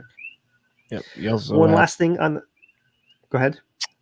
In you're going to show it, the 1924 eruption. That's with next. Yep. So here's 1924. And lots of details of that eruption. But the part that I wanted to scroll down to, just past this giant ash cloud image right here, is this little paragraph right here. The larger explosion reached several kilometers high with a maximum of about 5.5 miles, estimated by Roy Finch of HVO. Trade winds were blowing from the northeastern eruption, yet wet ash fell at least once on railroad tracks in Lower Puna, northeast of Halema'uma'u. Not written in here, but I've actually heard that the railroads were spinning on the tracks. There was just that wet mud on there. They just had to stop it for the day. This is consistent with the ash cloud rising about 3 miles or more to the jet stream wind, which blows from the west. Gutters in the roof of a store in Glenwood, this is a Hirano store, 10 miles northeast of Halema'uma'u, collapsed from the weight of muddy ash, also suggestive of jet stream transport. So yeah, if you guys drive by the Hirano store, it's still there today. Think about that, having its gutters collapse from the weight of the wet, muddy ash that landed in there, right? And imagine if that happens there, like all of us here in Puna Makai are going to be feeling that too. Strong rainstorms with lightning accompanying some of the explosions. It's impossible to know for certain if these are directly related to the explosion. So what else to add, Dane, about 24?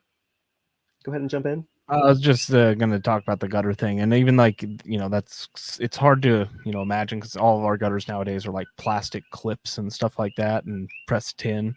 But they're a lot different back then. But it still just shows just the scale of all of this ash, and then once it gets wet, it turns into a little nightmare. Yeah. So that's our volcano watch compilation from the week. I know it was a lot of different stuff. We do have a few community items to share with you guys. So I'll start off with a bad news first, and I might call on Dane a little bit, but short and sweet of it is that the update from FEMA after the EA is that they have to do more work as a result of comments submitted in the EA. So the project of roads in Puna has been delayed indefinitely. There's no date yet. Not that it's not going to happen forever, but we just don't know how long the delay actually is the result there. So that's just a short and sweet of it there. This is a whole project area. From what we hear, most of the contention is Lighthouse Road. Just this one little piece right over here is holding the entire thing up now with FEMA, just that little section. So hopefully they deal with that quickly and move on from there. But just to update you guys, that's the status. Dane, anything you want to add here? Yep, that was known to be a problem area. We talked about that. I don't know back when, but that there's a lot of contention in the land ownership, and mostly with burial sites is what it's centered around, and access to the beach at the end of Lighthouse Road that had formed at the end of the 2018 eruption, things of that nature. And since everything since everything got bundled together, everything has to be solved together, and that one area has just been, I mean, we're talking about, I don't even know how many hundreds of thousands of dollars has been spent trying to block access to that area because people have made roads and they block the road. People pull the boulders out of the way. They put barricades. We pull the barricades out of the way. Rinse, repeat, rinse, repeat. So it's a shame to see, everything delayed off of something that was known at the time to be a contentious thing, and to have it get hamstrung at the, going into the EA. It's rough. It's rough. I mean, we're 5 years out. We got one road, guys. It's like at some point we got to stop talking and put some, shovels in the ground and things along that, those lines. But this is just part of the process, right? And part of the EA and all that process that they went into. And it is what it is. So we'll update you guys when we hear further.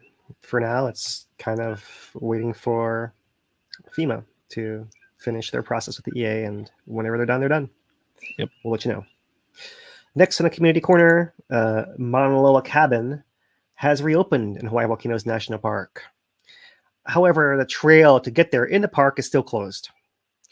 So you can get to the cabin, but you have to go through the state-managed Ainapo Trail, which is its own flavor of adventure there. It's extremely grueling, rocky and steep, 10.2 mile hike, not for everybody. Right? Cabin permits and gate access are required. High clearance forward drive is needed for Ainapo Road. Permits cost $10 and can include up to 12 people for as many as 3 nights. The Wiki Permits webpage is where you get there. And that's just something for you guys who are maybe in a more extreme variety considering something like this. My mouse has stopped working here. It ain't me. I'm not doing that trek. Don't ask.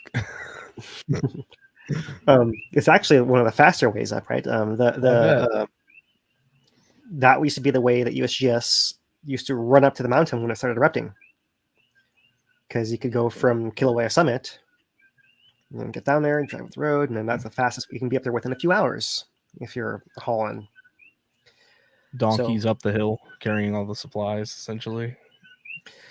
No, we're talking you're talking about probably HVO interns or whatever. Oh, okay, back in that day. Okay. Jack Lockwood era days, right? Those guys are hiking up, if you can't jump in a plane, they're just booking it up there. Yeah, because that's the easy way to go. Yeah, earlier times for sure too. Yeah, before any of that, but it lasted a while. So yeah, interesting. I would like to hike that trail someday, but I'm not sure that I would survive it at this point unless I do some training first.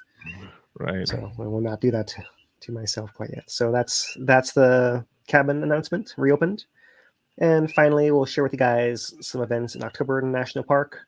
There are 2 After Dark in the Park talks. They're not volcanic, but we'll just let you know they're all demonstrations happening. You can check the National Park website for all those. The one I'll highlight here is Hawaiian Chant. This is going to be a really well attended, really important Hawaiian elder Kekuhi Kali'i Kana. I'm not going to say right. Kaili Ika Nakauleohaililani. I'm so sorry. Of Halau Kikuhi. So I will look forward to practicing that and getting it better before then. But Tuesday, October 17th, 1 p.m., we'll see what we can do to make sure that is streamed as well. It's on the books. Hopefully nothing will come up in between here. So there's another one that comes up a week after that on the 24th about Mamakiti, more about farming, agricultural techniques. That should be interesting as well. Those are the two for October. Otherwise, all the regular monthly events are ongoing. And that is what we have to share for park events. And that is it, Dane, apart from sharing our own website, which takes donations. And I will let you speak on that. Yeah. So thanks everybody for joining. We rely on viewers like you. Make sure to like, share, subscribe, all that stuff on YouTube. Definitely helps with the algorithm. Get this information out there to more people instead of the clickbaity stuff that's probably AI generated at this point. But hey, we take donations. We're a 501c3, so we take donations on hvary.org/donate. And we also take the super chats on YouTube. These are all tax deductible, so make sure to remember that come April time. We do have a few questions here set up, so we can go through those as well. But I want to first acknowledge that we had some super chats come through. Pull those up. First one was from Skajit Ed, who said, "Aloha, Phil and Dane. Thanks for your perseverance. The constant monitoring pays off sooner or later. Mahalo, appreciate that." And then from Dennis, we had a $20 super chat as well. "Keep up the good work, Phil and Dane. I appreciate the support there." All right, we do have a few questions here. Try and wrap it up with. If people that asked them are still here, it's been a little while. But you ready to get into these? Yeah, let's do it. All right, Jay Gordon asks, has anyone noticed the center sulfur vents in the caldera seem to be glowing? I think we've kind of talked about that a little bit. Yeah, those ones on the east edge of that central island. Yeah, that we glowing. pointed out in one of the last images. Yeah, there's a lot of sulfur there. It's definitely a gas vent. We heard Ken Han say that area of the crater they suspect is thinner than the rest of the crater, right? So is it like a flex point of some kind when it's raising up and down that it's trying to like crease in there or something along those lines? I think to some degree, yeah, we see the crease in the videos that we showed today, right? That big spine of crack that's showing across the middle of the thing. But the area that he's talking about is different. It's on the edge of the actual central island itself. So it's more to do with the actual island itself being so low density and floaty and moving. Like that thing was in the very first pool of lava that filled that crater, and it's moved through as a crust is formed, it's kind of risen through it and risen through it and risen through it. It's probably I don't know how it looks underneath that thing.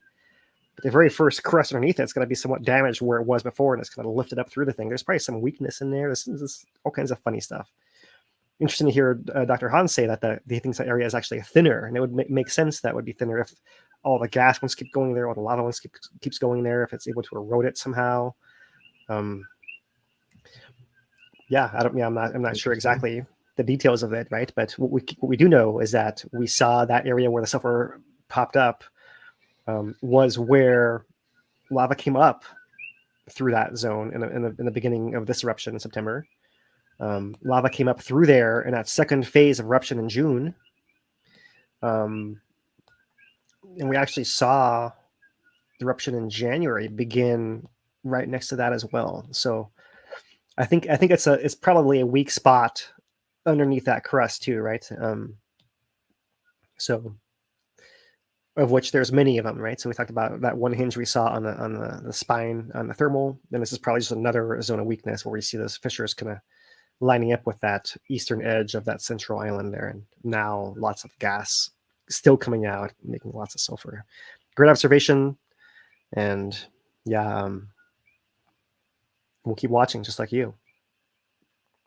Gonna mix these up a little bit. Dennis here asks a question. On the most recent eruption, it seemed magma moved quickly from the southwest seismic rift zone to the east side of the caldera in short order. Was this existing plumbing, or is that or a sill that hit the ERZ block? So I mean, I think of the southwest seismic seismic zone or southwest rift connector. That whole area is it's almost like an extension of that caldera area of the summit magma chamber, and we even have some questions whether how involved the South Caldera reservoir itself was, the Kīlauea, that kind of large one, a deep reservoir, South Caldera reservoir might have actually been. So it did move in that way fairly quickly. The way that the actual crack shows up across the ground makes me believe that it was actually a dike and not a sill that broke through the surface there. But how it moves between one and the other, I didn't see a whole lot of earthquakes in between the areas. So I think it probably moved from the South Caldera area, whether it's that reservoir or the connector, whatever it happens to be, anywhere in that area, it moved through something that already existed towards the summit because it didn't show any of that quaking on the way.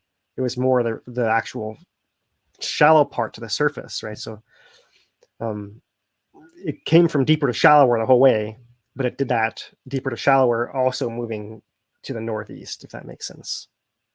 It seems to me from what I've seen so far, and maybe I'll see more data that helps me refine that a little bit, but so far that seems to be the pattern that I've noticed.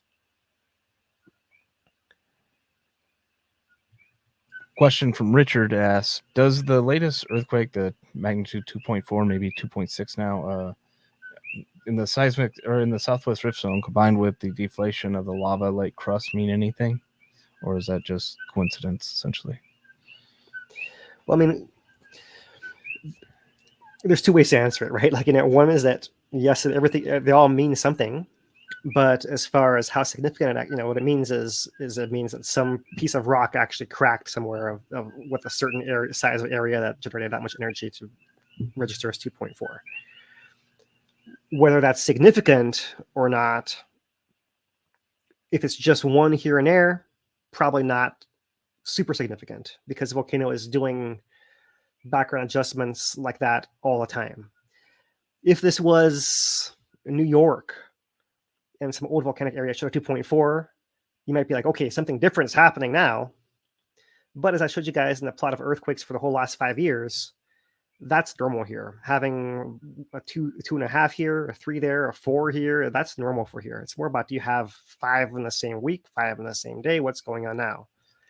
So I would say it does mean something. It's showing that it's adjusting in the long term in a way that it normally does, but it doesn't mean anything unusual. And so in that sense, it's not anything significant. So that's the best way I can answer your question, Richard. And thanks for submitting your question and helping us discuss it here. And I don't have all the answers. I hope everyone realizes I'm not trying to pretend like I know everything. I really don't, right? I'm just trying to discuss what we know and put out the clues and context that we have observed here as well. Right. Do one more. This one's over from Facebook. User asks, how can you tell a large eruption is going to take place as opposed to maybe a small eruption? The period of time that it would take to build up, right? So the way to know an eruption is going to occur at all is the combination of all the toolkits. You see the ground raising. You can see that through GPS, through tilt, through satellites. You see earthquakes increasing as the pressure builds underground. You see other parts of the volcano further from the summit adjusting the pressure, moving from the summit miles and miles and miles away. And if this happens for years and years and years and years and years, then you're primed for a big eruption. So the best example we have of that is the whole era from 2008 to 18. We didn't realize it at the time, but that was 10 years of magma filling the whole summit, overflowing the lava lake, overflowing Pu'o'o at the rift zone at the same time. And in fact, it was able to stretch and build earthquakes and stretch and move the whole volcano miles and miles and miles away for all that time. In hindsight, it was obvious that was building up to big eruption. And that's really why, even though we didn't realize the buildup was happening, once we saw the first collapse begin in the end of May, that's when it was really like the oh crap moment, because we knew how much buildup we actually had. We didn't know that was building up to an eruption. But once it began erupting, we knew, okay, the buildup's ridiculous. If the summit starts to collapse, it's going to be really bad. And it did, and it was. Yeah, it was kind of the worst case, perfect storm there, where every domino got lined up for 10 years. Let's put it here, let's put it there, and eventually, okay, now we Right. can knock them all at once. I mean, and it didn't take a giant, like it did take Don Swanson level of volcanologist to look at the lava lake disappear and the eruption start in Leilani and go, huh, I wonder where that lava's going, type of thing. I wonder where, where it's on its way to. So yeah, it was kind of, that was bad. Yeah. It was kind of well known too, like, oh, this is, at least on the spheres that we were working on, that, it's coming. Yeah, if it starts collapsing, because the question came in early, the very first day, are we going to see the summit collapse? It's like, well, we don't see it collapsing yet. Let's hope it doesn't. And then a few days after that, it's like, okay, the lava lake's all gone, the thing's falling in, it's starting to collapse. The scale of collapse, I think, surprised us, right? Over time, like how much it collapsed, how it just grew and grew and grew and grew. Over 3 months, just kept growing and growing and growing. Like from initially, it was like a Hale size hole, then it was a down drop block size hole, then it was like a whole thing to be moving. And we're like, it was really quite stunning. Yep. Well, we've been almost going for 2 hours now on our recap catch-up stream. We will be back next Thursday, 5 p.m. That is our standard time that we go live. Unless something happens, then we'll go live and cover that. Nothing on the horizon right now, but hey, you never know. Yeah, no signs of it at present, but you never know. Something could happen quickly, and we might need to share information, and that's why we're here, to share volcano information so people can be better prepared for a disaster, reduce the impacts, improve our response. And so even though those of you guys who are not on island with us are part of our support ohana, where you can help online with all the questions and misinformation when something does happen. And that's why we're happy to have community from all over the world, including our people here on Hawaii Island. So we'll see about next week what our topics happen to be. We always have so much to share. Some of you guys may be wondering, how could you possibly go for almost 2 hours and there's not even an eruption happening? And we'll find something. Just watch what happened in the last 2 hours here. And there's your answer, how much there's to talk about all the time. There's all kinds of things to talk about for us. We have some non-volcanic things as well that we might have a chance to talk about if there's an opening in the schedule here. So we might throw something like that in. In any case, we'll be here regardless to talk preparedness and volcanoes and education and all of that with you guys. Mahalo to Lou from Two Pineapples helping us out in the back end here in the chat. Mahalo Dane for your work in the chat as well. We miss our ASL interpreters. And I think I'm talked out here, so wrap us up, man. Yeah, I think that's about it. Let's go ahead and end it. All right. Thanks once again, everybody. From H. Very, he's Dane DuPont. I'm geologist Philip Ong. Aloha, everybody.